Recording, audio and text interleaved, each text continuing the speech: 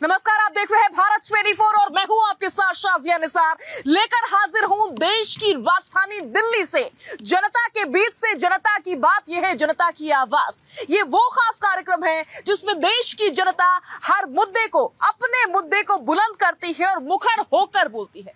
आज का मुद्दा बहुत ही ज्यादा महत्वपूर्ण, क्योंकि अब बारी है वोटिंग करने की। दिल्ली की छठा चरण बेहद नजदीक है। ऐसे में आप देख रहे हैं कि दिल्ली की सियासत बहुत बुरी तरह से गरमाई हुई है। साथ ही साथ रैली, जनसभाएं भी दिल्ली में चल रही है नेताओं की। लेकिन दिल्ली की जनता क्या सोच रही है? दिल्ली की जनता आखिर दिल्ली की गद्दियां किसे देने वाली है? आज इसी मुद्दे पर करने जा रहे हैं बड़ी चर्चा। कौन कौन से जनता के मुद्दे हैं, इस पर भी करेंगे चर्चा। लेकिन सबसे पहले एक रिपोर्ट आपकी टीवी स्क्रीन पर।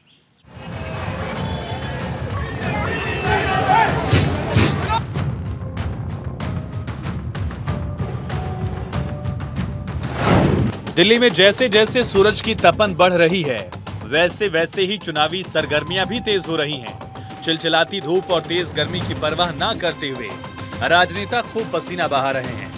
दिल्ली की 7 लोकसभा सीटों पर छठे चरण में 25 मई को वोट डाले जाएंगे। वोटिंग की तारीख जैसे जैसे नजदीक आ रही है, चुनाव प्रचार उतना ही तेज होता जा रहा है। मैं दोबारा जेल जाऊंगा कि नहीं जाऊंगा, ये आपके ऊपर है।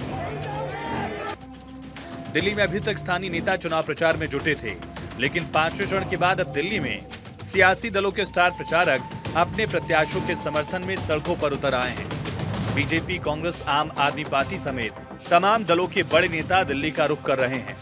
धुआंधार रैली और रोड शो कर रहे हैं। दिल्ली में गृह मंत्री अमित शाह, बीजेपी के राष्ट्रीय अध्यक्ष जेपी नड्डा, सीएम योगी आदित्यनाथ की कई चुनावी रैलियां हैं। वहीं दिल्ली में चुनाव प्रचार की कमान खुद पीएम मोदी ने भी संभाल ली है। 22 मई को प्रधानमंत्री द्वारका में एक रैली करेंगे।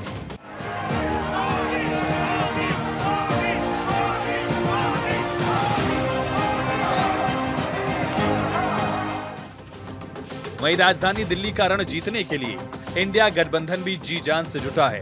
आम आदमी पार्टी और कांग्रेस के दिग्गज नेता राजधानी के रण में कूद गए हैं।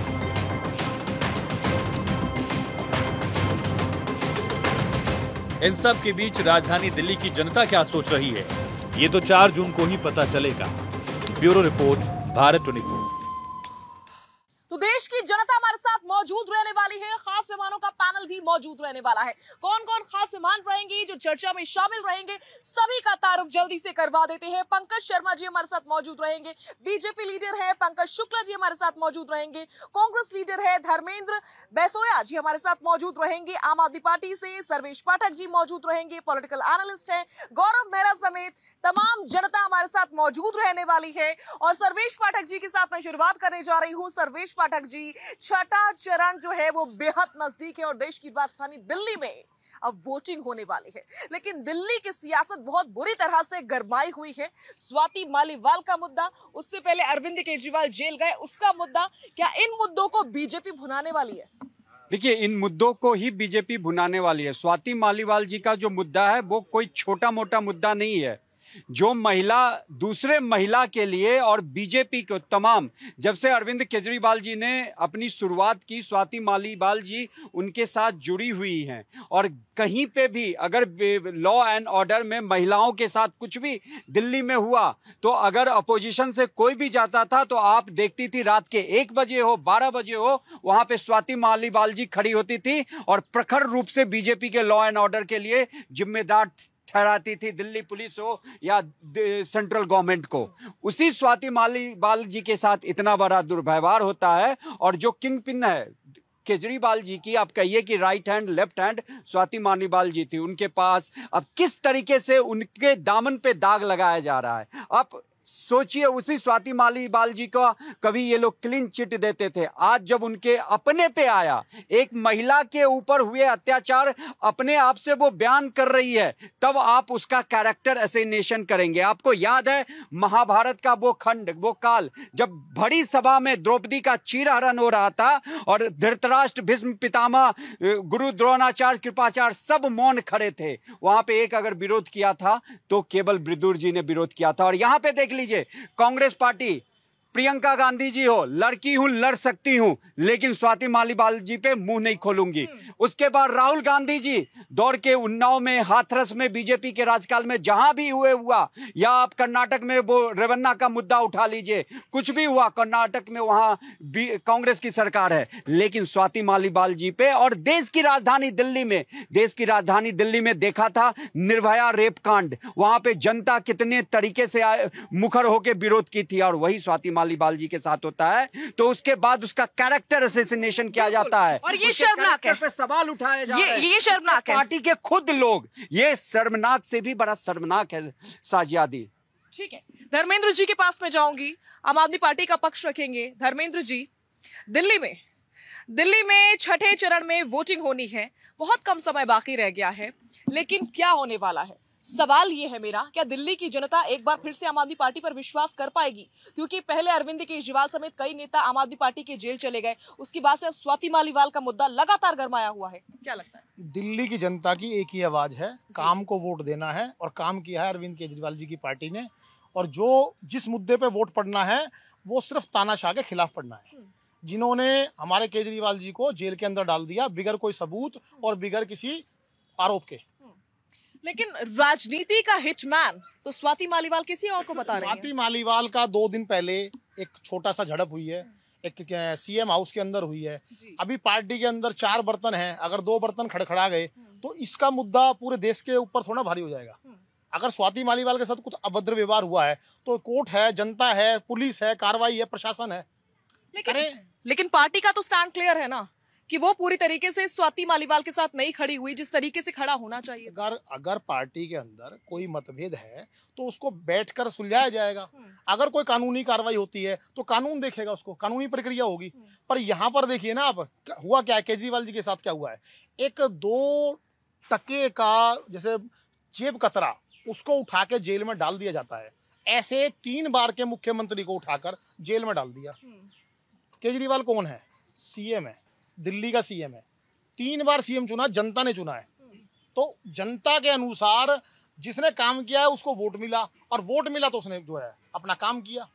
अब उसको उठा के आप ऐसी जेल में बंद कर देंगे? आप या तो आप मेरी पार्टी में आ जाइए, या आप मेरी बात मान लीजिए, आप इंडिया गठबंधन नहीं कीजिए। अगर आप इंडिया गठबंधन करते तो आप उठा के जेल में डाल देंगे। कई सारे समन भेजने के बाद से उनको सलाखों के पीछे भेजा गया है, वो नहीं पेश हो रहे थे, बार-बार समन भेजे जा रहे थे, आप भूल गए शायद। मैं ही राजा मैं ही मंत्री। और पंकज शुक्ला जी हमारे साथ मौजूद है, कांग्रेस पार्टी का पक्ष रखेंगे। पंकज जी, सवाल मेरा यह है कि दिल्ली में बहुत ही कम समय में चुनाव होने हैं, चुनाव तो खैर पूरे देश में चल रहे हैं, लेकिन वोटिंग अब दिल्ली में होनी है, दिल्ली की बारी है, दिल्ली की जनता सड़कों पर आकर अब वोट करने वाली है। लेकिन जिस प्रकार से आप लोगों ने समझौता किया है, क्या चारों सीटों को आप लोग जीत पाएंगे लगता है आम आदमी पार्टी के साथ बंटवारे के बाद से? चलिए, पहले तो मैं स्वागत करता हूं भारत 20 न्यूज़ चैनल का कि आज आप इस पार्क के अंदर जनसंवाद और जनता के बीच, तो मैं बताना चाहूँगा कि हमने बड़ा सोच समझ के गठबंधन किया और इंडिया गठबंधन की 7 सीटें हम लोग जीत रहे हैं। यह मैं आपको बताना चाहता हूँ कि जैसे इस सीट से, हमारी चांदनी चौक लोकसभा सीट से जयप्रकाश अग्रवाल जी, जो कि पिछले 5 बार से सांसद रह चुके हैं, तो आप समझ सकते हैं उनकी छवि कैसी होगी। और इस बार भी हम सीट लेके आ रहे हैं जेपी अग्रवाल जी। लेकिन मुद्दे क्या रहने वाले हैं? क्या वाकई दिल्ली की जनता के जो मुद्दे हैं उन पर आप लोग खरा उतर पा रहे हैं? बिल्कुल, हम निश्चित तौर पे हम उतरेंगे। जैसे कि आप हमारे कार्यकाल को देखें, जब शीला दीक्षित सरकार थी तो हमने कितने काम किए दिल्ली के लिए, तो ये तो दिल्ली की जनता उस चीज़ का गवाह बनेगी और वोटिंग करेगी।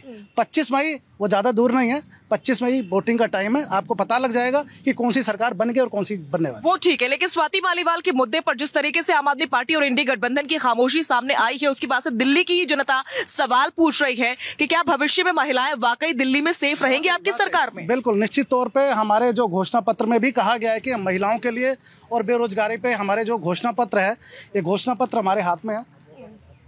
इसमें हमारे 5 मुद्दे हैं। इन 5 मुद्दों पे हमारी सरकार काम करेगी और हम हर तरीके से उस चीज़ का मुद्दा हम उठाएंगे देश के अंदर। ठीक है, मयंक जी के पास मैं जाऊंगी। मयंक जी, क्या लगता है देश की राजधानी दिल्ली में क्या होने वाला है? सबसे पहले तो मैं धन्यवाद करना चाहता हूं भारत 24 का, जिन्होंने आज यहां तमाम पब्लिक के सामने इतना बढ़िया जनता की आवाज़ का कार्यक्रम रखा।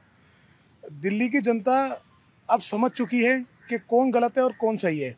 ये वही पार्टी है, आम आदमी पार्टी, कांग्रेस, ये सब मिले जुले, सब भाई, सब मिले जुले हैं। जब पंजाब के अंदर तो ये लोग लड़ते एक दूसरे के खिलाफ, और देवेंद्र यादव जो इनके पार्टी के अध्यक्ष है कांग्रेस के, वो पंजाब के प्रभारी है।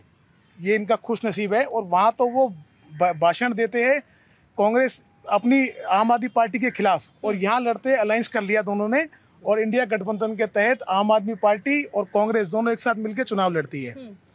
तो जनता को सब पता है किसको ये लोग क्या कर रहे हैं, सब लोग समझ में आता है। और महिला की सुरक्षा की हमारे मोदी जी, माननीय प्रधानमंत्री जी, महिला की सुरक्षा की गारंटी देते हैं। और इस पार्टी के अंदर महिलाओं के साथ क्या हो रहा है, आम आदमी पार्टी क्या कर रही है महिलाओं के साथ, ये भी सब समझ में आ रहा है जनता को। और सब देख रहे हैं किस प्रकार एक राज्यसभा सांसद के साथ सीएम आवास पे बदतमीजी होती है, मारपीट होती है, और उसकी एफआईआर सिविल लाइन थाने में रजिस्टर की जाती है, और उसको अभी कार्रवाई के लिए आगे इन्वेस्टिगेशन चल रहा है उसके अंदर। बिल्कुल, वो तो हम देख ही रहे हैं किस तरीके से मुखर होकर आप लोग बोल रहे हैं, सपोर्ट पे भी नजर आ रहे हैं। इतना ही सपोर्ट अगर देश की बाकी महिलाओं को भी मिलता तो अच्छा लगता, ज्यादा अच्छा लगता। खैर, मैं ये समझना चाह रही हूँ कि दिल्ली में सिर्फ एक सांसद को छोड़ करके बाकी सभी के चेहरे बदल दिए गए, इसका कारण क्या रहा? ये तो पार्टी डिसीजन है, इसमें कोई गलत नहीं है। अगर कोई नए आदमी को मौका मिलता है तो इसमें क्या गलत है, मैं नहीं समझता इसके अंदर, या कोई भी इसमें गलत नहीं कहेगा। जरूरी नहीं है कि परिवारवाद की राजनीति या एक ही एक सांसद की राजनीति सभी पार्टी करे, ऐसा पॉसिबल नहीं। हमारी पार्टी की पॉलिसी नहीं है, जो पार्टी डिसाइड करती है वही सबको मान्य होता है, उसमें कोई मतभेद रहना ही नहीं चाहिए। और जनता को पता है किसको वोट देना है, उसमें कोई मैं नहीं समझता कि कोई दिक्कत है किसी को। ठीक है, गौरव मेहरा जी हमारे साथ मौजूद है। गौरव, आपको क्या लगता है कि कन्हैया कुमार पूरी चुनौती दे पा रहे हैं, कन्हैया कुमार टक्कर दे पा रहे हैं, मनोज तिवारी के अलावा बाकी सबके चेहरे बदल दिए गए हैं? हाँ मैम, मेरे को ऐसा लगता है कि कन्हैया जो कुमार हैं ये बिल्कुल भी इनको टक्कर नहीं दे पाएंगे, क्योंकि जब हमारे जेएनयू में जब ये थे तो इन्होंने जब फौजियों को मारा गया था तो इन्होंने जश्न मनाया था वहाँ पे। ये ऐसे अपने एक वो लेके आए हैं प्रत्याशी जो कि हिंदुओं के ही खिलाफ है।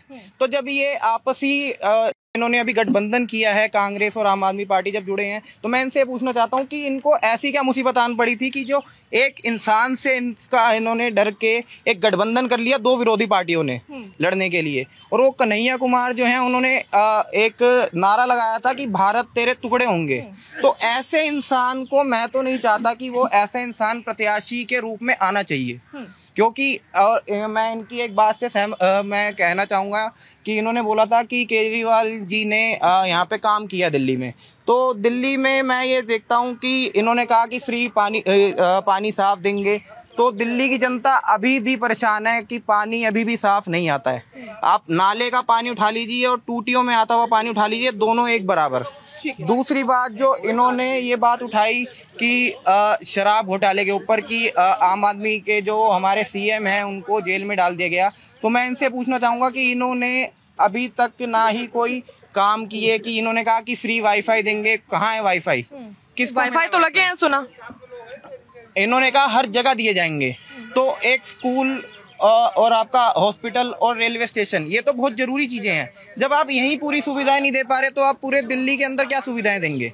दूसरी चीज़ इन्होंने कहा कि हम यमुना नदी साफ़ करेंगे, तो आप अभी भी अगर जाके देखेंगे तो यमुना नदी अभी भी साफ़ नहीं है।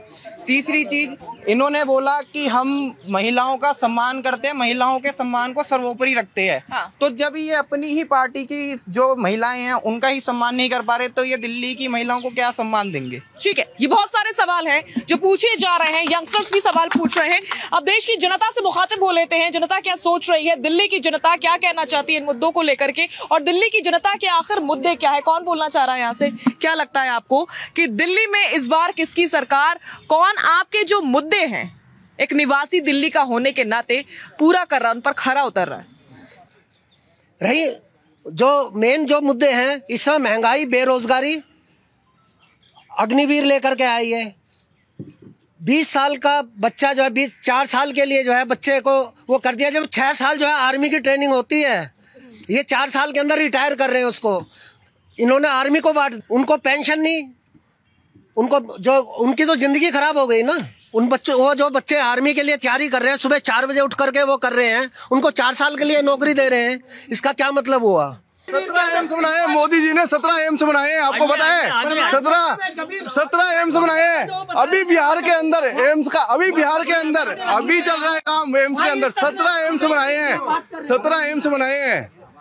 हाँ तो बिल्कुल है, जो आपने जो बोला उस बात के ऊपर बोल रहा हूँ मैं। आप ये कह रहे हैं मोदी जी ने कहा 2 करोड़ नौकरियां देंगे। मैडम, अग्निवीर योजना से पहले भी लोग फोर्सेस में जाते थे, कोई बीएसएफ में, कोई सीएसएफ में, कोई आर्मी में, तब भी कुछ नहीं पता होता। जैसे हमारे बाबूजी बता रहे थे कि 2 साल में मर जाएगा, आएगा कि नहीं आएगा, वो तो तब भी नहीं पता होता, तब भी नहीं पता है।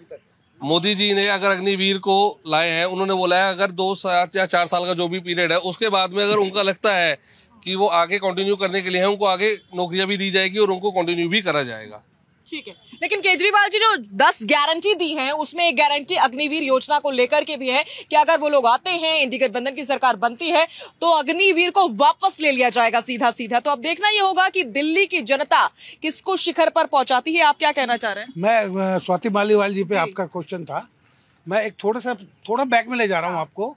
अभी जंतर मंतर पे जब पहलवान बेटियां आई थी तो यही लोग नारे लगा रहे थे, दिल्ली पुलिस लाठी चार्ज करो, मोटे मोटे लठ घुमा के मारो, दिल्ली पुलिस लाठी मारो, यही लोग थे सारे लोग। स्वाति मालीवाल का दुर्भाग्यपूर्ण है, घटना नहीं होनी चाहिए थी, और जो घटना होती है पता नहीं उनके पीछे क्या रीजन हो गए क्या नहीं हो गए। कोई किसी के कहाँ से अर्थ से उठा के उसको कहाँ बिठा दिया, वो उन्हीं की देन है, आम आदमी पार्टी की देन है। क्या थी स्वाति मालीवाल पहले, उसको बनाया महिला उसका विंग का चेयरमैन बनाया उसको राज्यसभा में। अगर उससे कोई हमारे डिस्प्यूट होते हैं या रविंद्र जी के डिस्प्यूट होते हैं तो क्यों बनाते हैं उसको राज्यसभा में?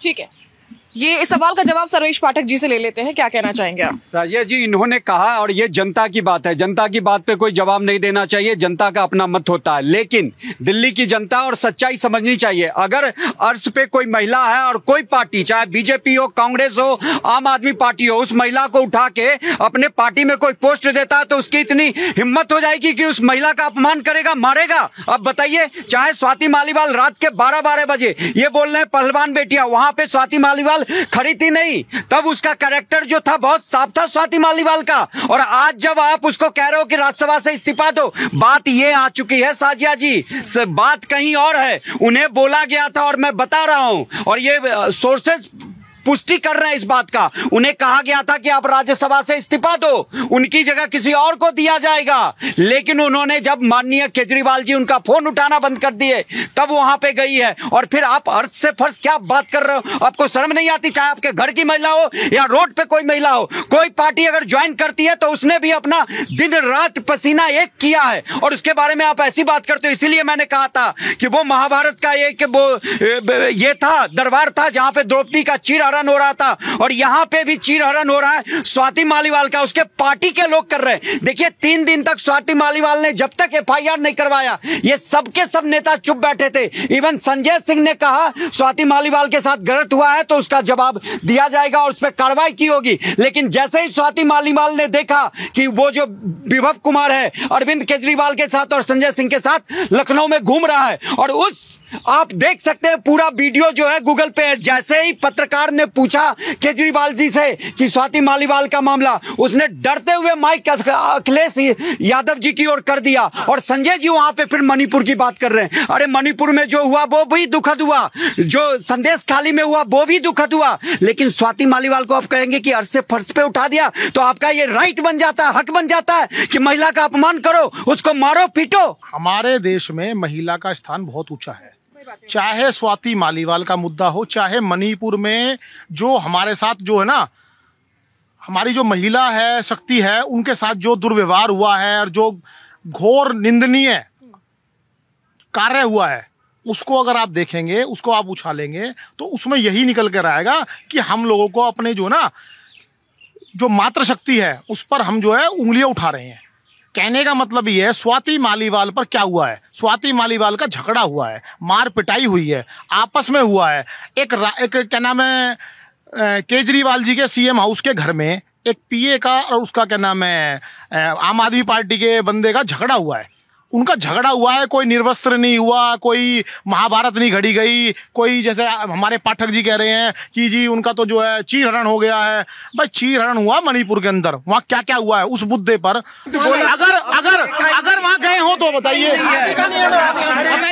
ठीक है, ठीक है, ठीक है, बताइए, ठीक है। लेकिन धर्मेंद्र जी, सीएम आवास पर इस प्रकार की घटना होना कितना सही है? क्या आपको लगता है कि सीएम को पता भी ना चला होगा? नहीं पता चला। और जो स्वाति मालीवाल ने एफआईआर दर्ज करवाई है वो उन्हीं के शब्द हैं कि उनकी शर्ट को खींचा गया, उनकी शर्ट ऊपर हो गई, बटन तक खुल गए, वो मासिक धर्म में चल रही थी, पीड़ा में थी, तकलीफ में थी, उनको लगातार मारते गए, रुके नहीं। तो ये सब शब्द जो है वो मालीवाल की। मैं सिर्फ इतना ही कहूंगा कि स्वाति मालीवाल जी के साथ गलत हुआ है और जो गलत हुआ है उस पर कार्रवाई होनी चाहिए, उसकी जांच होनी चाहिए और जो भी मुद्दा है पार्टी के अपने मेंबरों का है, आपस में कोई मतभेद है तो उसे दूर होना चाहिए। अपनी जो महिला शक्ति है उसका अपमान नहीं होना चाहिए। हमारे यहाँ देश में 4 मुद्दे हैं इस वक्त। लोकतंत्र का मुद्दा है सबसे बड़ा। ये चुनाव जो हो रहा है लोकतंत्र की हत्या कर हो रहा है कि इस वक्त क्या होगा देश में, कौन प्रधानमंत्री बनेगा, किसकी सरकार आएगी। आज की रेट में महंगाई जो सबसे बड़ा मुद्दा है, महंगाई, उसके बाद बेरोजगारी, उसके बाद शिक्षा, स्वास्थ्य, चिकित्सा।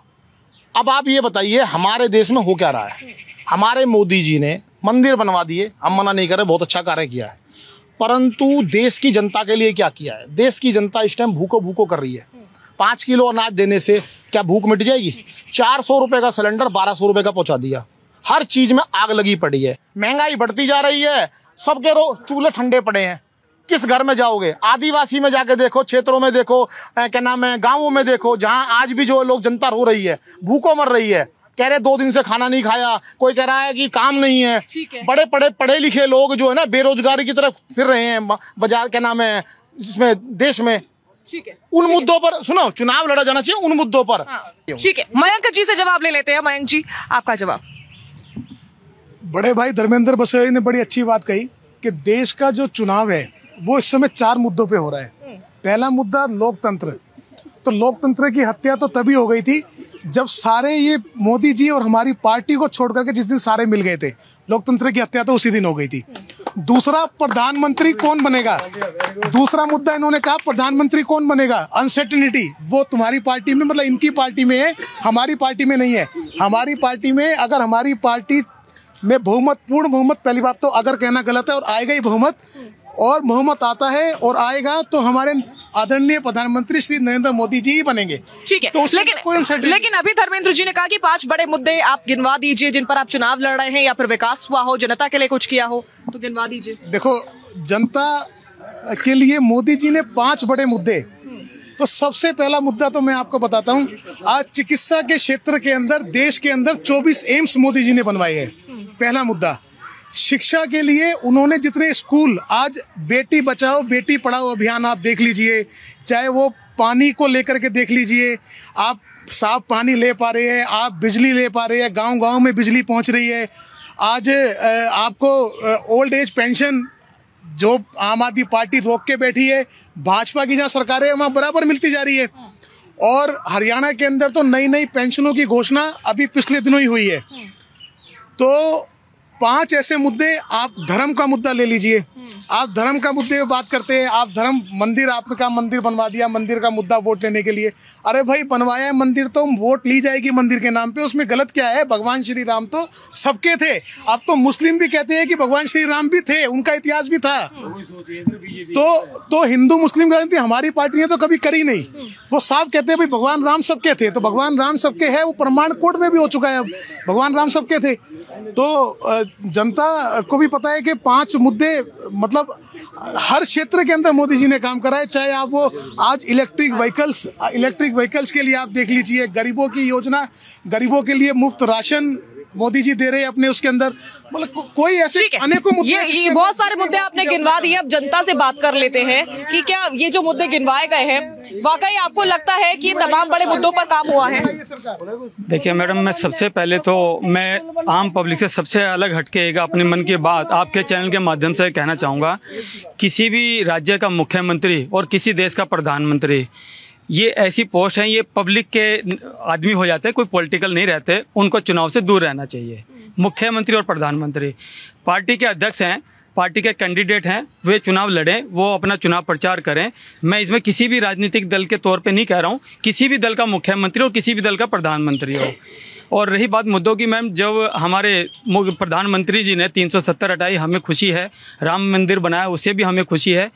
मेरा सिर्फ एक ही, मैं आम पब्लिक के नाते ये बात कहना चाहता हूँ, किसी राजनीतिक दल के नाते नहीं, कि जो वोट मांगे, कोई भी राजनीतिक आदमी हो, वो अपने काम के आधार पर वोट मांगे।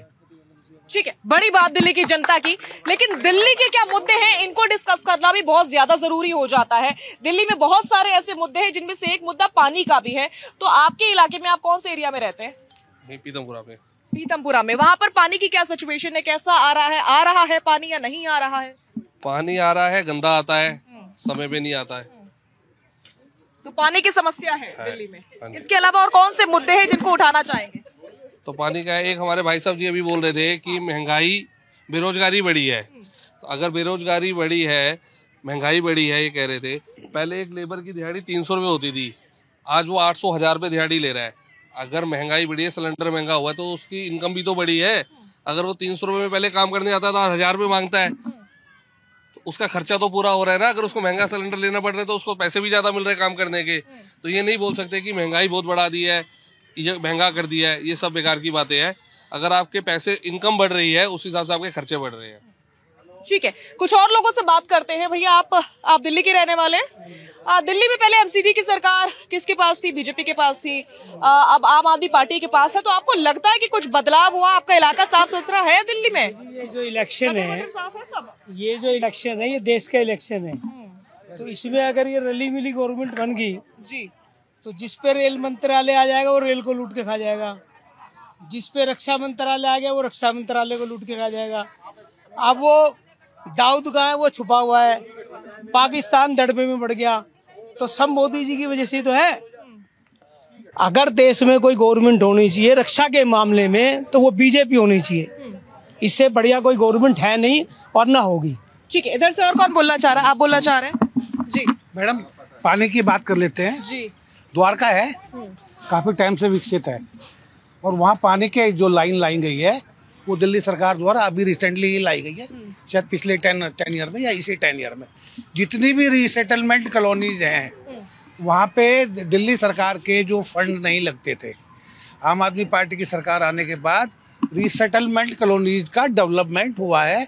पक्की आरसीसी की कॉलोनियाँ बन गई है, पानी सीवर सब कुछ वहाँ पे आ गया है। 2014 में मैं अयोध्या जी गया था, जहाँ पे राम मंदिर था वहीं पे राम मंदिर बना है। ये कहने की बात है, इनकी रिपोर्ट गलत है बिल्कुल। मैं 2014 में गया था जी, और आज भी राम मंदिर वहीं बना है जी, वहीं बना है जहाँ पे बनना चाहिए था। इसमें कोई दो राय नहीं है। और राम मंदिर बनना एक भारत के लिए एक बहुत गर्व की बात है, बहुत अच्छी बात है, बहुत अच्छी बात। ठीक है, ठीक है।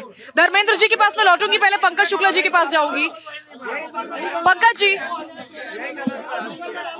दिल्ली में कांग्रेस और आम आदमी पार्टी में सीटों का बंटवारा हुआ है, लेकिन ऐसा लग रहा है तस्वीर देख करके कि अब दिल्ली में कांग्रेस से बड़ा कद, जो कि देश की सबसे बड़ी पुरानी पार्टी रही है, कांग्रेस से बड़ा कद दिल्ली में आम आदमी पार्टी का हो गया है।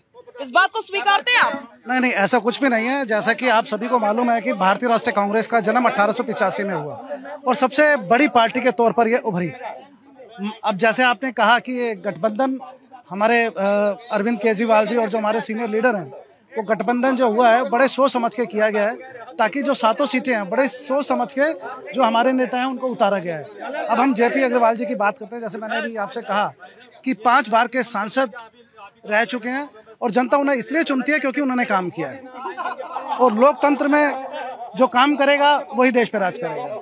तो ये तो एक जनता की अदालत है। जनता की अदालत किसी को भी वोट कर सकती है, उसमें ऐसा कुछ भी नहीं है। चाहे लेकिन फिर भी मेरा सवाल वही है कि क्या अब देश की राजधानी दिल्ली में सबसे पुरानी पार्टी कांग्रेस से ज्यादा बड़ा कद आम आदमी पार्टी का हो चुका है? नहीं, ऐसा कुछ नहीं है। मैं बिल्कुल नहीं मानता इस चीज़ को। देखिए, हम सब बराबर हैं। बात रही इंडिया गठबंधन की, तो हम लोग मिलकर काम कर रहे हैं दिल्ली के अंदर, चाहे वो कोई भी सीट हो, चाहे वो उदित राज जी की सीट हो, XYZ कोई भी सीट हो, हम लोग मिलके उसकी कैंपेनिंग भी कर रहे हैं और जनता के बीच जा रहे हैं। अरविंद केजरीवाल जी भी उस प्रचार में लगे हुए हैं। क्योंकि अभी जब 10 गारंटी दी है अरविंद केजरीवाल ने प्रेस कॉन्फ्रेंस करके, तो उसमें कांग्रेस का कोई नेता मौजूद नहीं था, जिस पर सवाल भी उठे थे कि अरविंद केजरीवाल के सबसे बड़ा नेता इंडी गठबंधन में खुद को ही मानने लगे। नहीं, ऐसा कुछ भी नहीं है। सबके अपने अपने घोषणा पत्र हैं। जैसे अरविंद केजरीवाल जी और जो हमारे घोषणा पत्र जो कि अभी मैंने आपको कैमरे में दिखाया है, सबके अलग अलग का क्या मतलब? उन्होंने वो गारंटी 10 गारंटी इंडी गठबंधन की तरफ से दी है।